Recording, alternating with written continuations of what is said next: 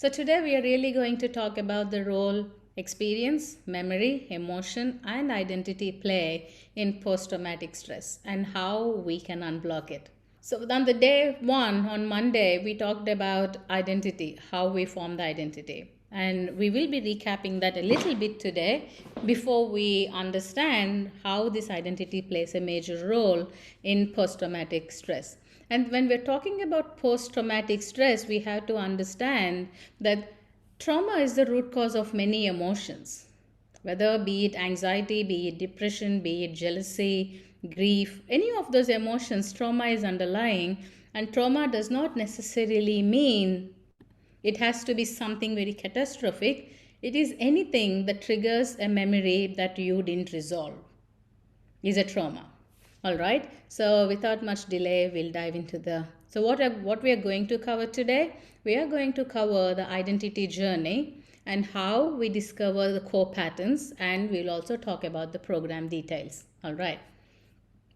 So a quick recap from what we discussed on Monday. So on Monday, we discussed about the ego hamster wheel, and you will not see this anywhere else because this is my concept and I found this concept in resolving. And if you understand this concept as a basis, as a basic framework, you will be able to understand any other emotion and how the mind or a thought or a program is structured or a pattern is structured for someone based on their life's journey. So for a quick recap, we talked about the universal consciousness. So in this universal consciousness, so if any of you remember, give me the word in your chat box. So universal consciousness, what did we say about universal consciousness? Anyone remembers what did we say about the universal consciousness? All right. So yeah, keep anything that comes to your mind, keep chatting, and we'll go through more like a dialogue. And if there's anything, we will discuss towards the end. All right. So as a recap, the universal consciousness is this ocean that is around you. And that universal consciousness is the inherent intelligence that is available to you and to me. As simple as a seed knows how to germinate. You do not have to teach the seed. And for the same seed, whether it germinates or it does not, whether it becomes a tree or it does not become a tree, does not matter. Because that is a universal consciousness. However, why we are starting with the very fundamental concept of universal consciousness is because most of the people, they assign the filters of spirituality and they think universal consciousness is something that is high out there that we have to attain or we have to achieve. But the truth is that is available for you and me always. That universal consciousness, that ocean of memories, it's almost your memories data bank.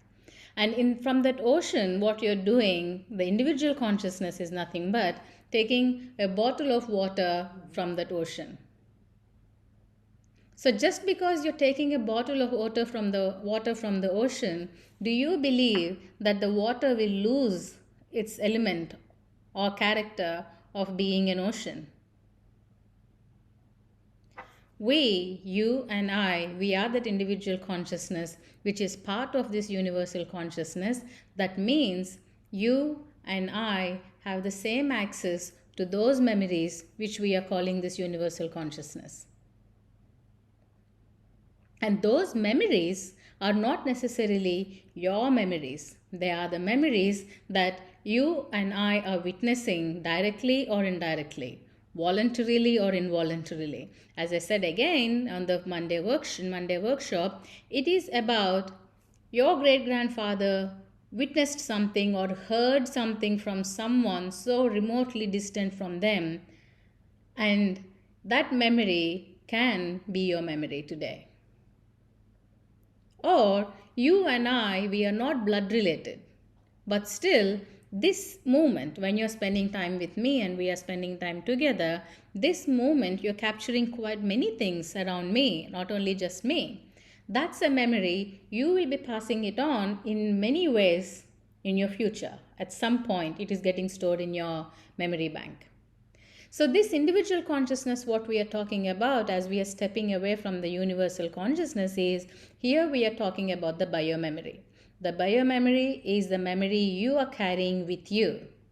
And it just does not necessarily mean it is your past life. It is a memory. It can be your mom's, your dad's, your mom's best friend, or great grandfather's distant best friend, or it can be just a news that someone read in the past 1,000 years ago, and that can be your memory too. So what happens is, most of the times when people are stuck in these negative emotions, they assign a lot of meaning to the past life, and they think they are the victims of the past lives, and most of the times they associate that with themselves. They think, I am responsible. Why is this happening to me? But the very reason why we have to understand this universal consciousness, individual consciousness, is to understand that it is not necessarily your past life. And it is not necessary that you are always at cause and you are leading. Sometimes you are also the victim. Just like you're breathing and you have a heartbeat. You don't have any control over that. And still you're a victim, you're accepting it. So again, victim is not a good or bad word. It's about just saying cause and effect. So once we are understanding this individual consciousness and we are realizing this biomemory and the physical memory, and the memory we are storing not just in us and in our bodies, perhaps looking at Belinda can trigger memories for me, because right now as I'm speaking to you, I am storing my memories through you. So when I'm seeing you, so we are constantly planting memories and thoughts in each other's energy field. So within us, around us. So as we are talking about these memories, and then the individual consciousness is formed, which is the bottle of water taken from that ocean, has every element of the ocean, every characteristic of ocean. That individual consciousness, when it is moving on, intellect, you're born with intellect or wisdom, which is the container, the natural intelligence. You're carrying that intelligence with you because you're part of that universal consciousness. So from this massive ocean, you're taking a bottle of water, and that water has inherent wisdom of the ocean in it, and you don't have to teach anything. However, you can change it with an experience. You can change that salt water to a sweet water, or the salt water to a blue water or a red water with the experiences. So can you now see, when we're talking about the oneness, we are all one in any way. It's just not by blood. But most of the times people stuck in negative emotions or negative states, they worry that it's my family, I don't have a family, or I don't have a blood related family. So they cannot bypass through the social construct, because they're so conditioned in that family, and they cannot see beyond that blood relation, and that's where they get stuck in these negative emotions, grief, or any other emotions. So that's where the trauma primarily plays a role. From there, we are having experiences, and those experiences gives us an opportunity to observe. But we don't observe those experiences. We become the experience itself, and we say we are fully involved in it. So a person who has experienced something bad for the very first time is believing, if they are believing it is them, it is their past life, and they are not intelligent enough, and they are going through these experiences, it becomes so much of the personal significance, and that experience is first, you are capturing it through your senses. You're not capturing the experience even through remotely something abstract. You're capturing it first through your senses, which is you're seeing it, hearing it, feeling it, touching it, smelling it, tasting it. So it's a very physical sense. Then comes, as you're experiencing something externally, then there is something, the mind makes a meaning of the projections that you made. So can you see now, it's not the mind that is the first role of the first role is not for the mind, it is for your senses. So these senses, based on the memories, they make a meaning, and they're converting that experience into another language, into the mind. And that mind is giving a meaning, which is, people are falling into three categories. They either have perception, which is their original thinking, they think by themselves. Inferring, which is cause to effect, effect to cause. So this happened, so I am like this. Or This happens, that means that must have happened. So either they do one of these or they reason. Or the third one is relying on source. That is where our filters and labels come into picture. That is about, say, anything you take is a tradition. They said it. It is so. So that's a tradition or relying on source. If one of these sources of information is strong in a person, it is hard to move them from that source of information, because if they're relying, this is true, that means they're relying on source, which is the third one on this diagram over here. If that is so strong, you will find it hard to move them from there into the perception or inference, because they cannot believe and they're too attached to that out of their own fears.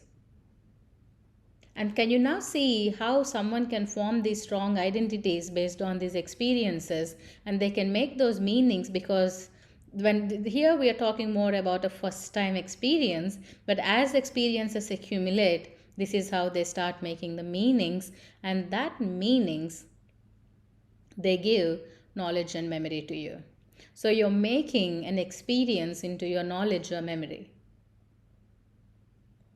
So where there is knowledge or a memory, that means when you're knowing something, you're also not knowing something. Do you agree? And when you're remembering something, you're not remembering something too at the same time. Do we agree? So can you now see how this spectrum of knowledge, memory, and not knowing and forgetting plays a major role? And as a result, what is happening is a thought or a desire comes up based on the knowledge or the memory. So based on this knowledge, you're thinking, either this is good, I want it more, and let me see what I can do, or this is not good, I don't want to do that anymore. Either ways, the thought or a desire is leading you to either take action, say something, or create more thoughts. However, you have an opportunity again to observe this thought. But we fall into the thought, and we own the thought, and we become the thought. Now, here the key to understand is not to still the thought. The key to understand is not to stop the thought. Because as long as there is knowledge, there is a thought. As long as there is an experience, there is knowledge. Are you with me? So, why do we have to push?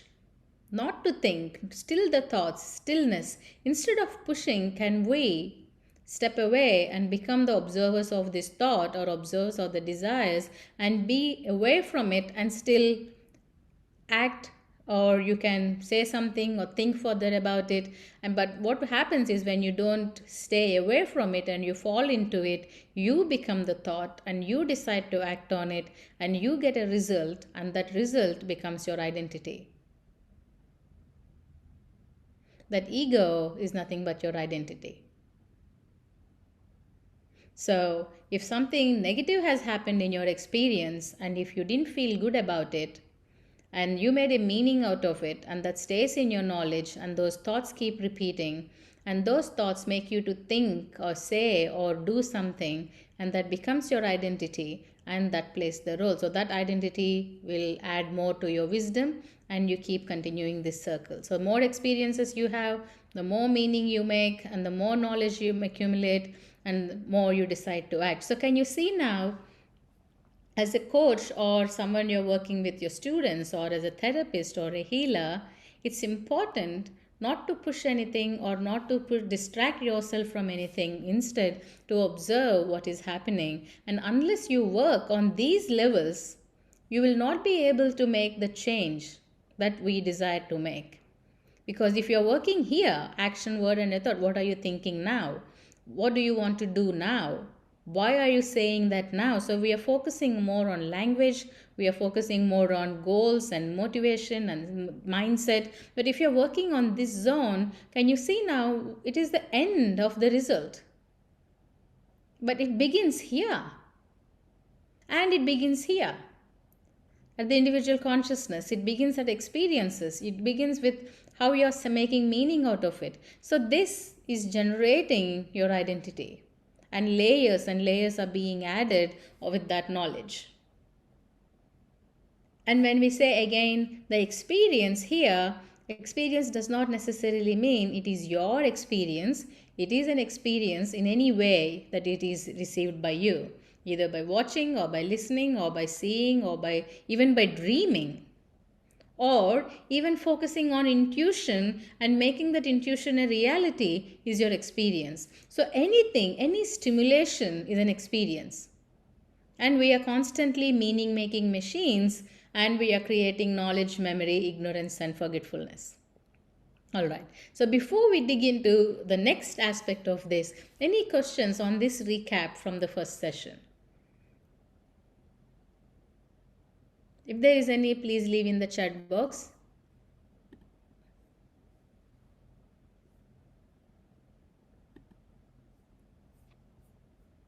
All right. Okay, so if there's a, please feel free to ask any questions throughout the process. But now we are diving into the, sorry, we have received something here.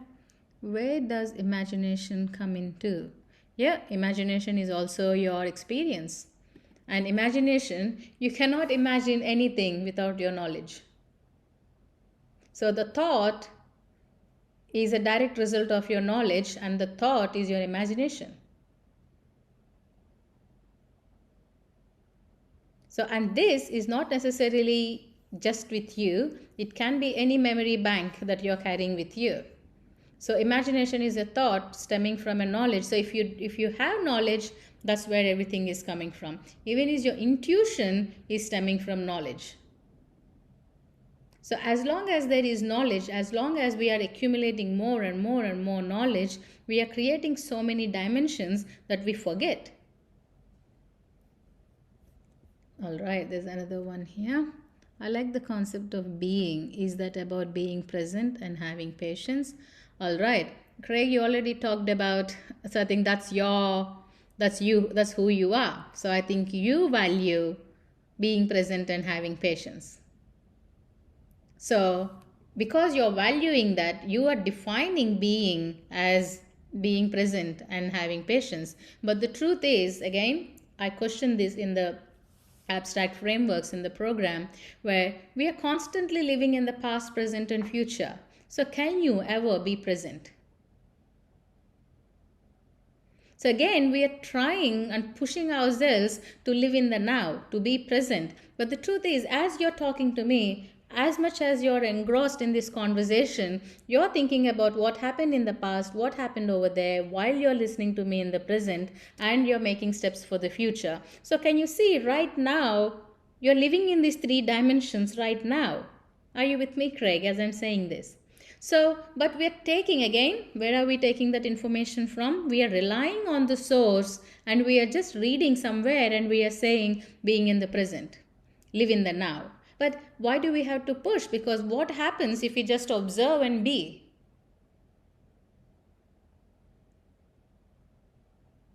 And if you listen to one of my podcasts, I said the past, present, and future is right in your refrigerator.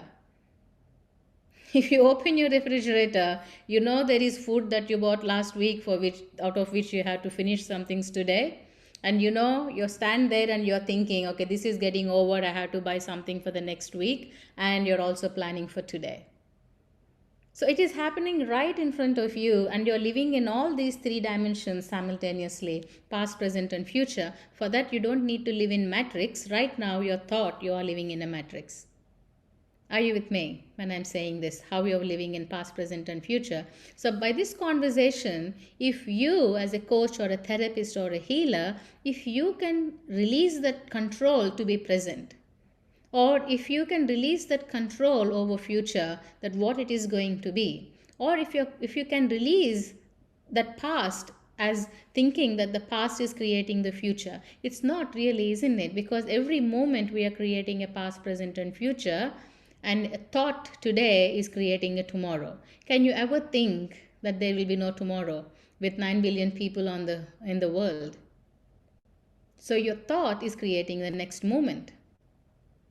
So can you see how abstract framework we are working on? This is a very abstract framework we discussed in detail in the program, but for now I'm just giving you the framework of these abstracts. So instead of pushing ourselves even that, being in the now or being present or patience, if we are considering it as our virtues, maybe it's time to just question that and reevaluate ourselves. Do we really need to hold on to that?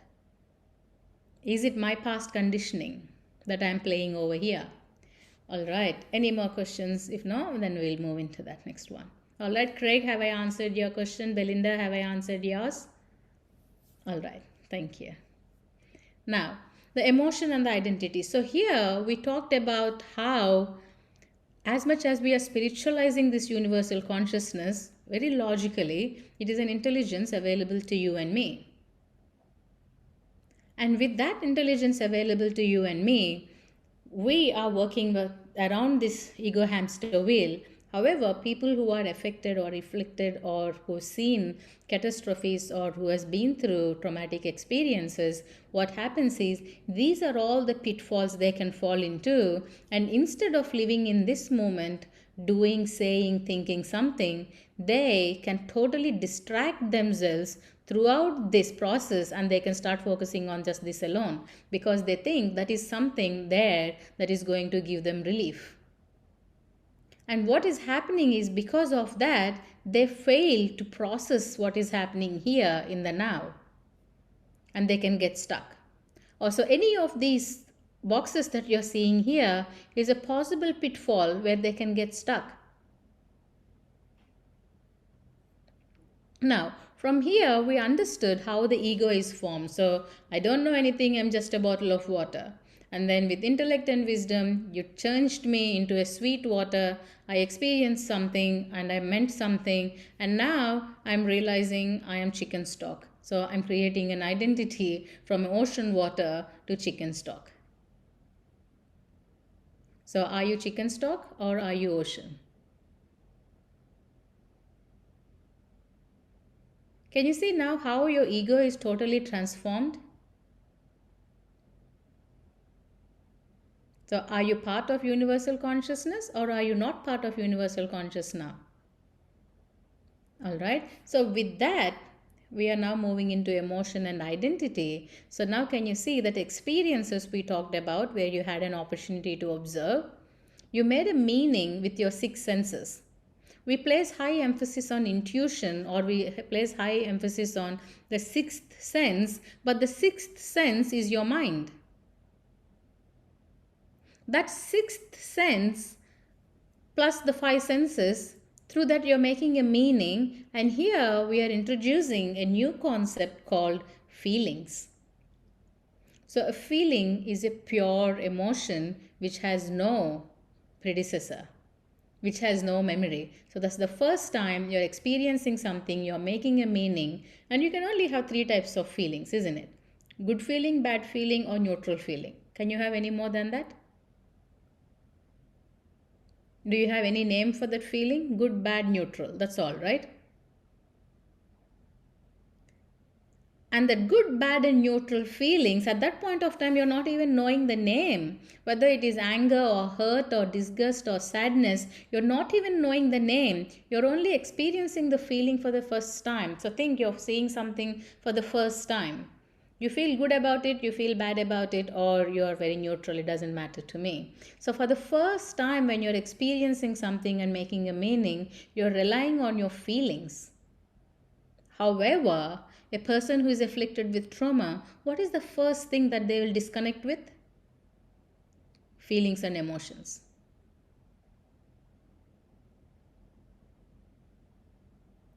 That feelings are the conduit between the meaning and knowledge and memory. So based on how that made you to feel, you're creating knowledge and you're creating a memory from it.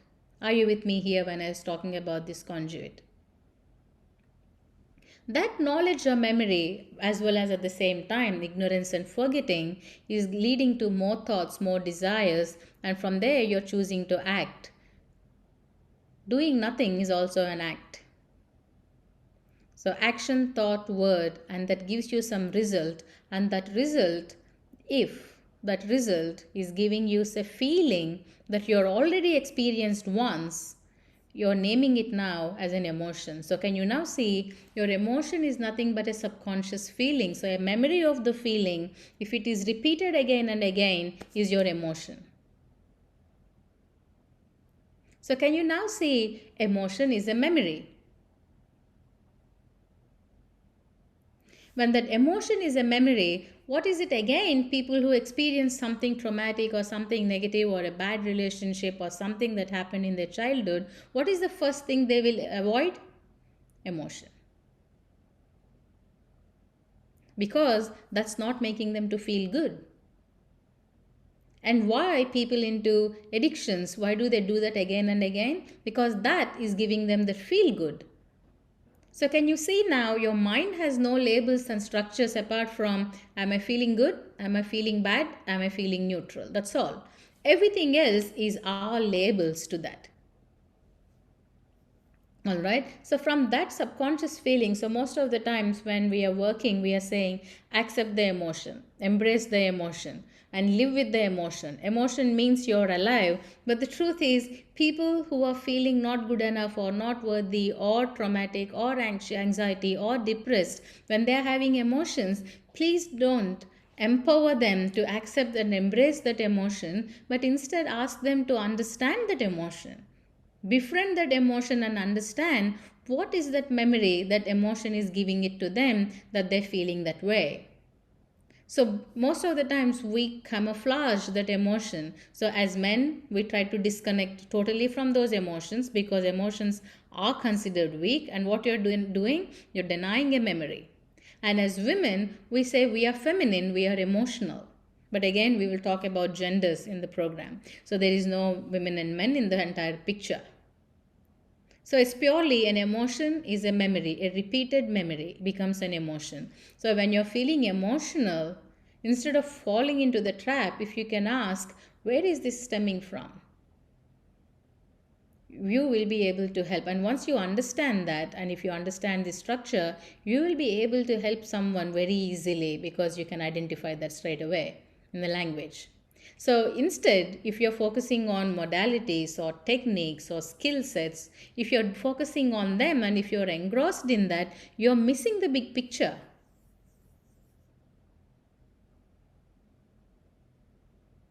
And one person that you're most afraid to face is you. You are the only person you're scared of to face yourself really, because you can really face the world. And you're one person you're always distracting yourself from is you. That's because you are distracting from this emotion. Because you have a definition that emotion is good or bad or pleasant or unpleasant. Are you with me before I move on to the identity journey? Yeah, all right. Hi, Abby. Thanks for joining. Hi, Mandy. I can see your grandson there. Thank you for joining. Thank you. All right. So now the feelings matter. This is something very quick, and if you can take away something from this, please do. And then again, as I said, keep your knowledge away, keep your information, research, or any other studies or skill sets or modalities. Keep that totally away for these 90 minutes and see it for what it is and start questioning from today. So at any given point, any experience is supposed to be generating at least 108 feelings. So right now, as you're looking at me, you are creating 108 feelings. That is, you're perceiving me through your 6 senses, your 5 physical senses plus your 6th sense mind. And you're creating internal and external images. So now if I ask you to just close your eyes and think of manna, you will have something, a picture or a sound or something. So you're creating an internal image. Internally you're creating a world, and externally also you're creating a world at the same time when you're experiencing something. So 6 senses times 2, and each feeling, each experience is only having three ways to define it: pleasant, unpleasant, and neutral. So times 3, and you're constantly creating past, present, and future, like as we discussed. So at any given moment, you're creating 108 feelings.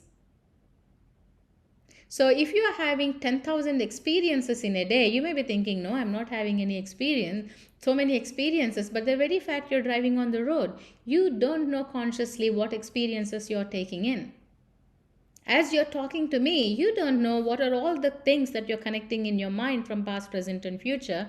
And that experience is creating 108 feelings, and you're constantly full of feelings. That means you're creating, if anything, any of those 108 feelings times 10,000 stimulations, if it is repeated, you're creating so many emotions.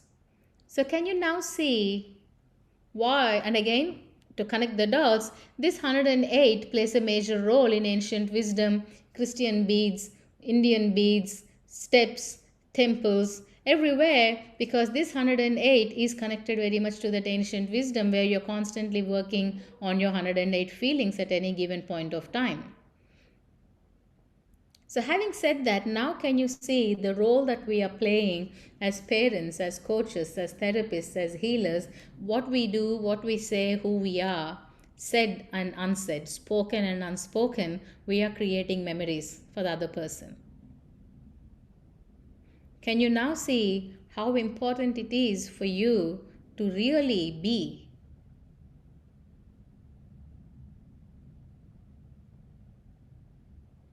It is so important for us to be and to walk the talk, whatever we are saying, because if you're focusing too much on the spoken word, we do so much with an unspoken word. So that's the reason why understanding this is so important when we are working with someone, or even in any capacity. When we are working, it is important to be. And that being will help you to remove your filters. Because, as I said in the first workshop, the role I play in my work is I'm a priest where people confess. And why people confess is because I am not existing in that conversation. And in that conversations, only if you are a clean mirror, they can see their reflection clear. There is nowhere to hide. But if you are not a clean mirror and you have a smudge somewhere on the mirror, that's the point exactly where they are hiding. And you cannot bring it out. Are you with me with this mirror metaphor when I said that? And can you now see why it is so important? I'm emphasizing it's not skill, modality, technique. It's truly about that clarity of yourself. And in the process, there are no judgments. There is no good or bad. There is no right or wrong. It is what it is. And if you are able to be that clear, that's when you, as much as they hold mirrors for you, you are constantly holding a mirror for them. And only by being the clean mirror without any filters, we will facilitate that change for them.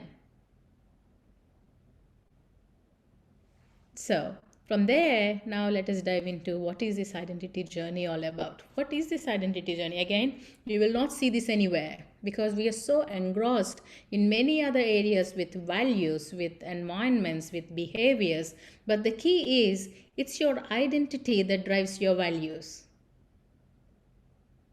It's only when you decide to be a mother, you will do everything that is required of a mother. Don't you think so? It is not by doing everything like a mother, you don't become a mother. It's only when you decide to be a mother, you choose everything that is required to be done as a mother. So can you see now, it's not the values that are defining your identity, it's your identity defining your values.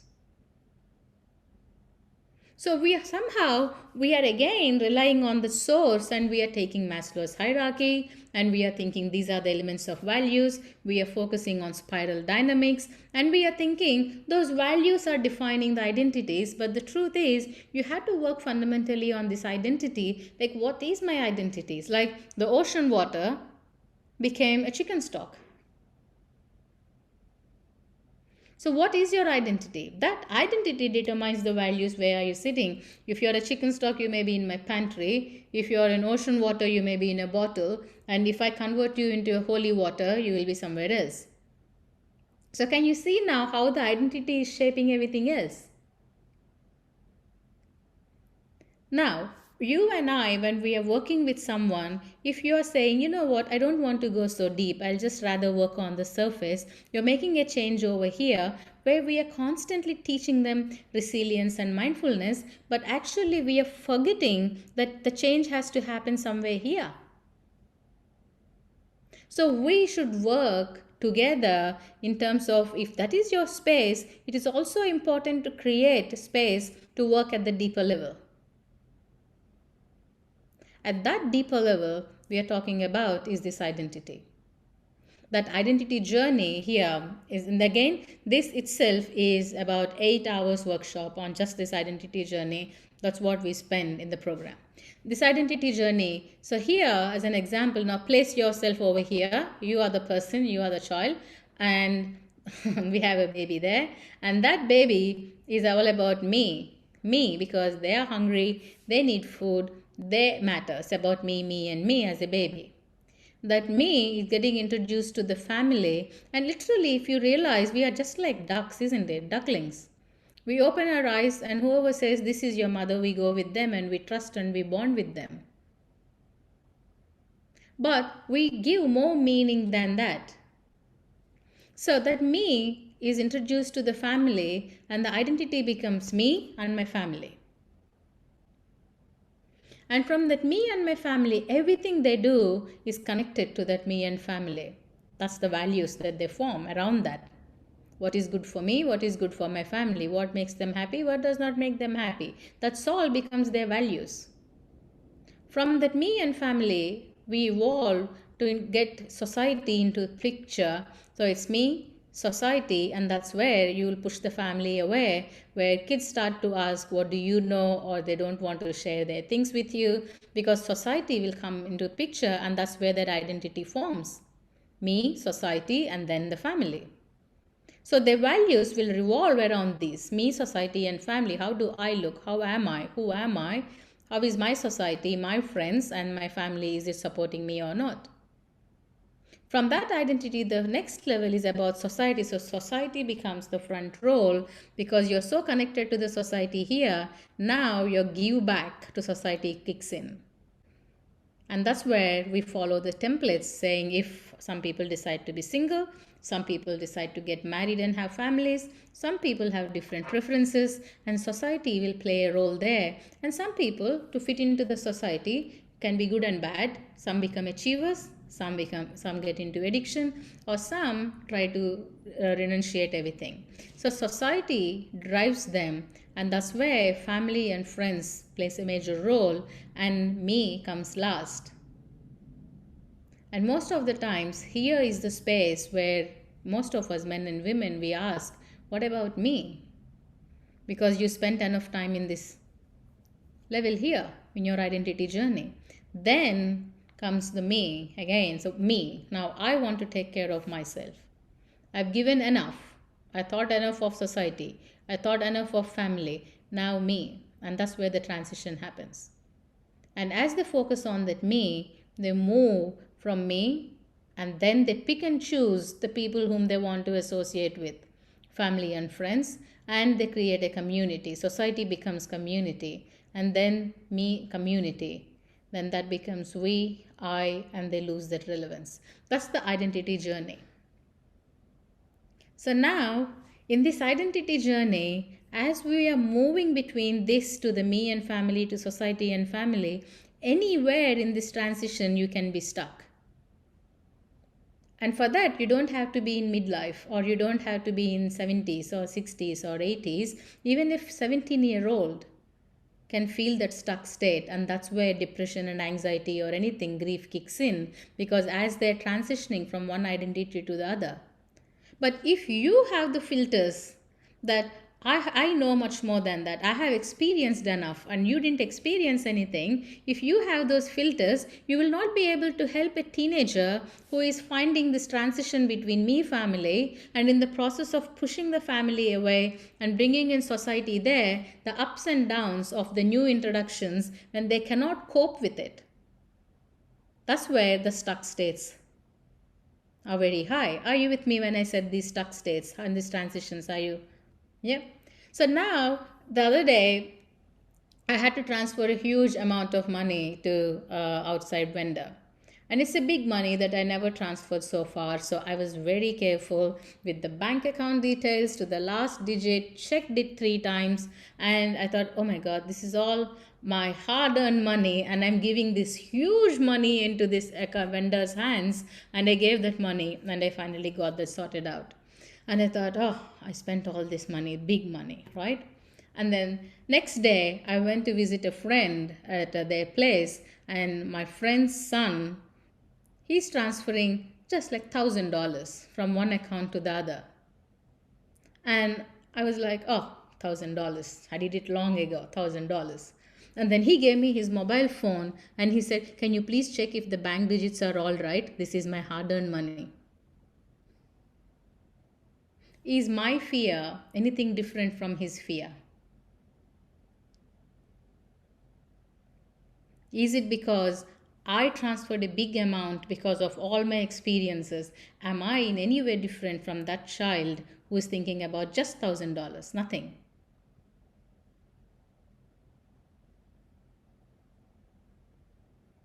So we are the same, isn't it?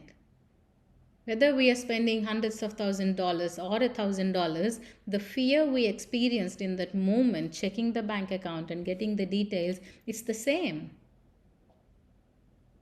But if I had a judgment filter on, that with age I am wiser, you're very young, you're very naive, if I had the judgment filter, will I ever be able to be with this child?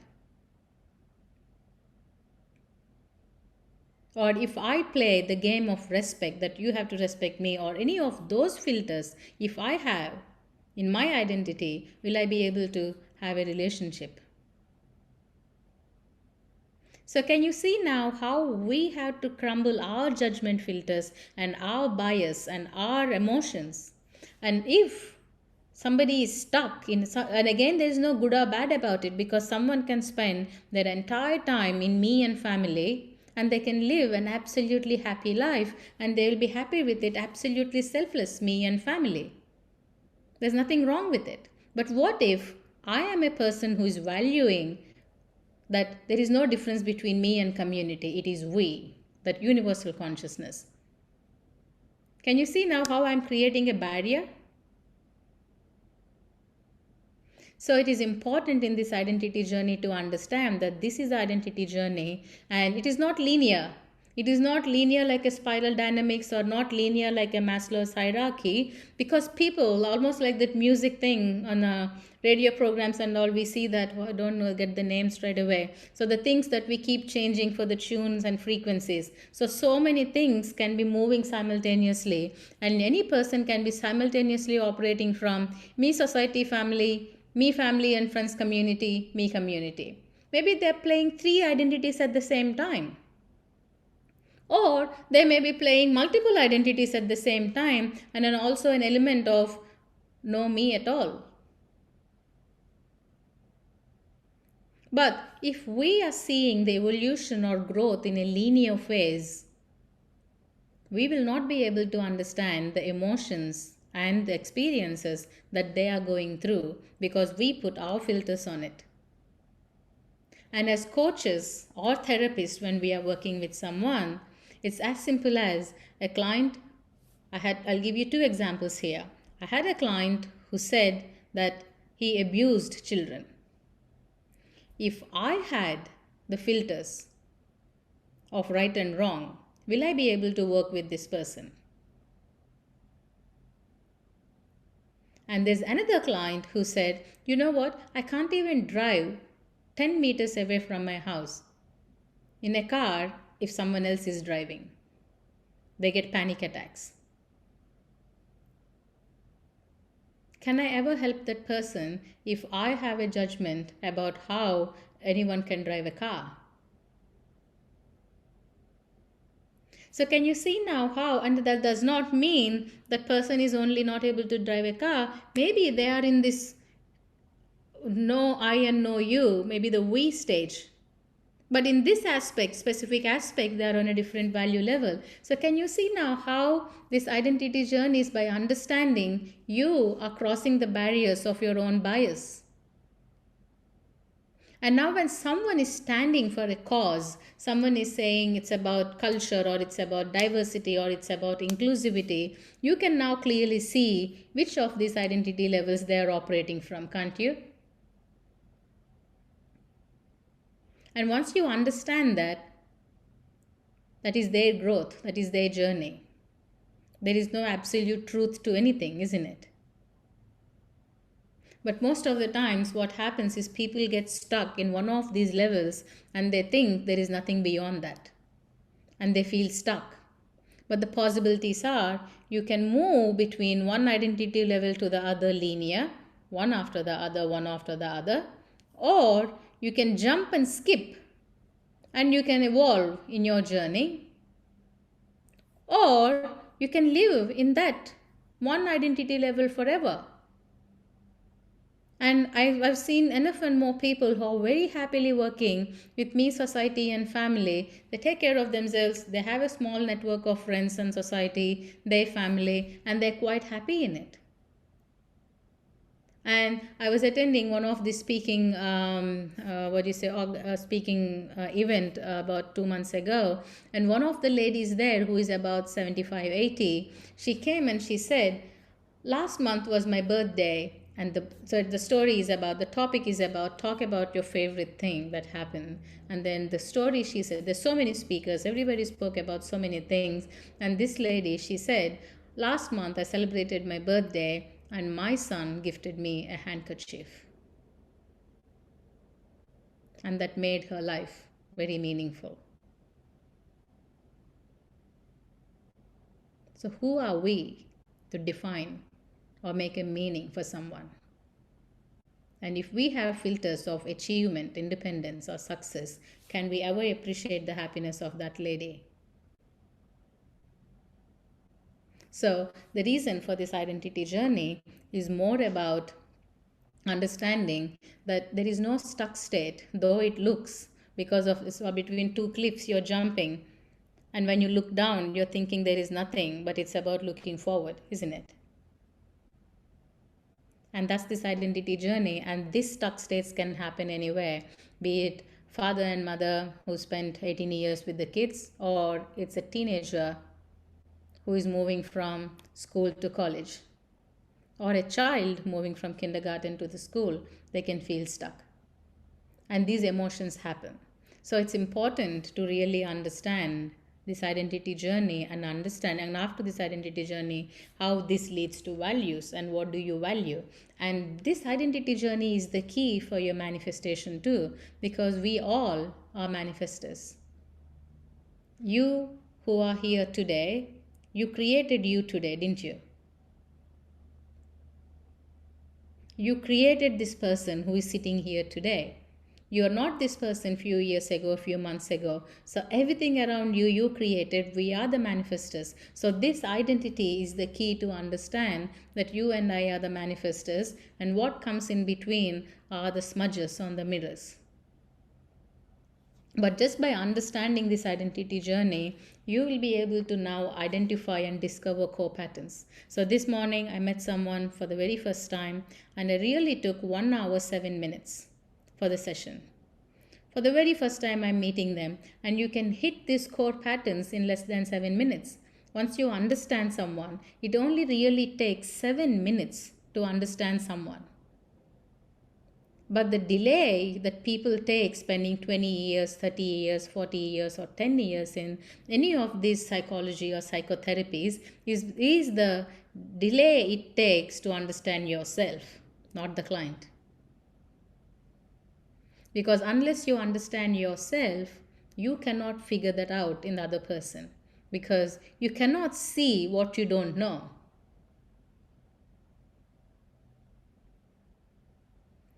So, what is happening, and when I'm claiming that you can rapidly heal trauma, and I only take 3 sessions to heal trauma, when I'm claiming that, I'm not saying I'm going to change your life. I'm only going to change the impact of the traumatic memories on you. And that is very much possible. So, at least the whole initiative behind this is to spread the message of possibility, that you don't have to live stuck in that state. And that stuck state is coming from this identity. So, once a mother, always a mother. Have you heard that? Once a parent, always a parent. So you are creating your stuck states with your decisions and choices. So once we understand that, it will only take 7 minutes to understand someone's core pattern. And if you can do that, it is so easy to release the trauma, because the truth, as I said on Monday, discussed that it takes only 90 seconds for an emotion to dissipate if you identify it. So is it the time that you're taking to identify, or is it the emotion that is taking time to resolve?